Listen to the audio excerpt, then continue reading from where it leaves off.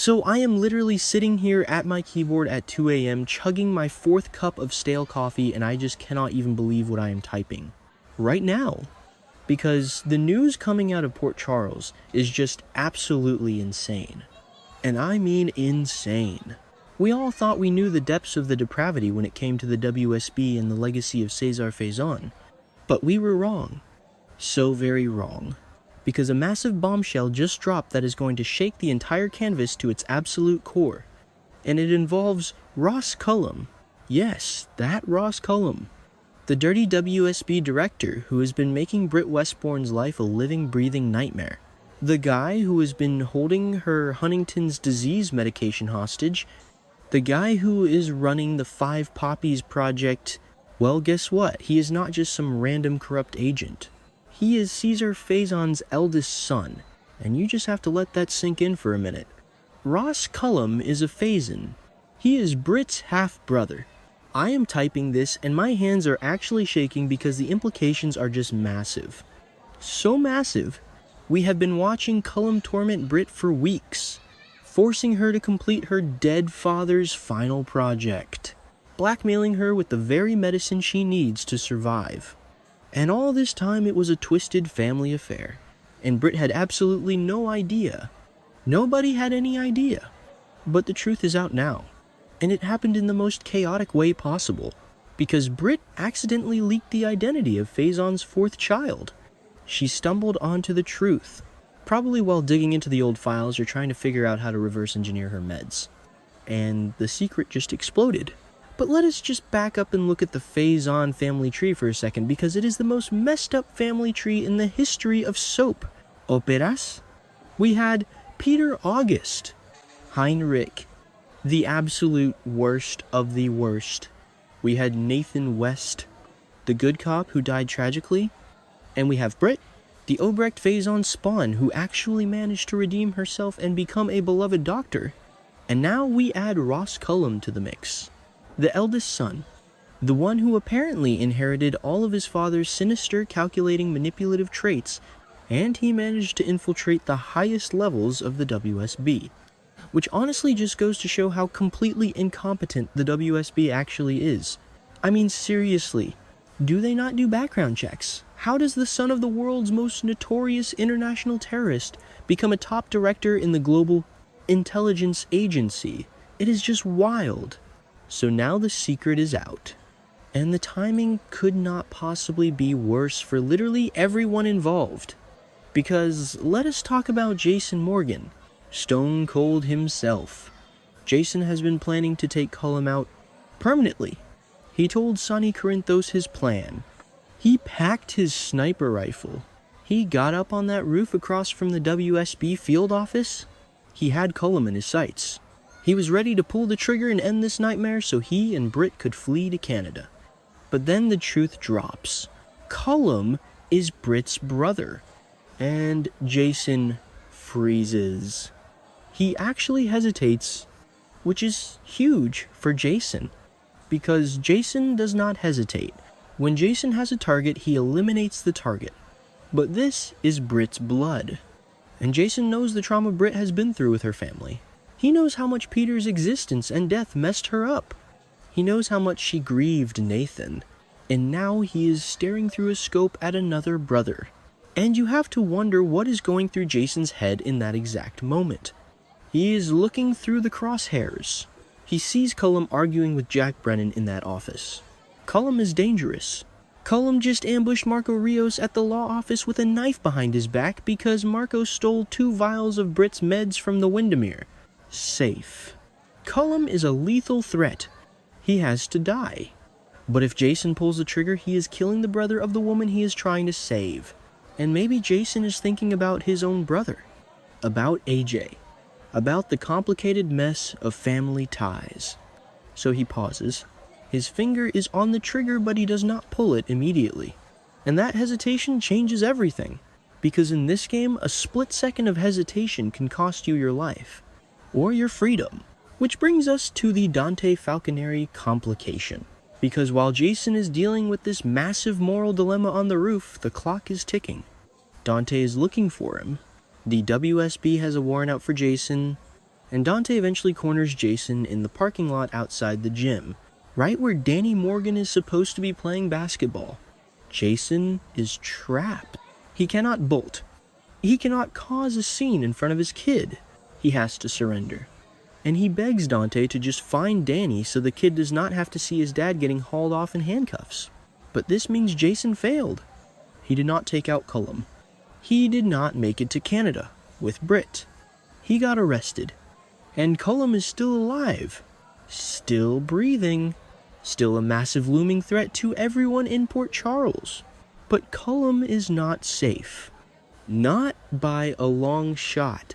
Because the WSB is reeling from this Faison revelation. The entire agency is in a state of absolute panic. The director is a Faison. It is a PR nightmare. It is a security nightmare. And who is right there to pick up the pieces and use the chaos to his advantage? Jack Brennan. Of course it is Brennan. The guy never misses an opportunity to exploit a weakness. Brennan is already in that office arguing with Cullum. Cullum is telling Brennan he does not believe a word he says. Cullum is suspicious. But now, Brennan has the ultimate leverage. He knows Cullum's true identity. He knows the Faison bloodline secret. And Brennan is not going to just let that go. So, Brennan goes right for the jugular. He blackmails Cullum. He tells him to resign. Step down. Walk away from the WSB or the entire world finds out that the director is the spawn of Caesar Faison. Brennan wants that power. He wants Cullum out of the way.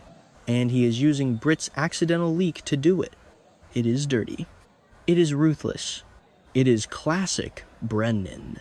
But you have to wonder if backing a Faison into a corner is really a smart move. Because if we know anything about Faisons, it is that they do not go down without a fight. And they usually take a lot of people down with them. Cullum is not going to just pack his bags and leave. He has the 5 Poppies project. He has the cold fusion tech. He has Britt's meds. He has all the cards. Or at least he thinks he does. And let us talk about Britt for a second. Poor Britt. She is standing on Pier 55. She just got the 2 stolen vials of Huntington's meds from Lucas Jones. Lucas risked his life to get them. Marco Rios risked his life to steal them from his own father's safe at Windermere. Pascal discovered the missing doses. Cullum knows they are gone. The walls are closing in. Britt is warning Lucas that Cullum is the most dangerous person out there. And she is right. But she is standing there on the pier waiting for Jason to show up so they can run away. Waiting for her knight in black leather to save her. But Jason is not coming. Jason is in handcuffs. And Britt is going to be left standing there in the cold holding 2 tiny vials of medicine. Realizing that her entire escape plan just blew up in her face. And the emotional toll this is going to take on Britt is just unimaginable. She is already dying. She is already terrified.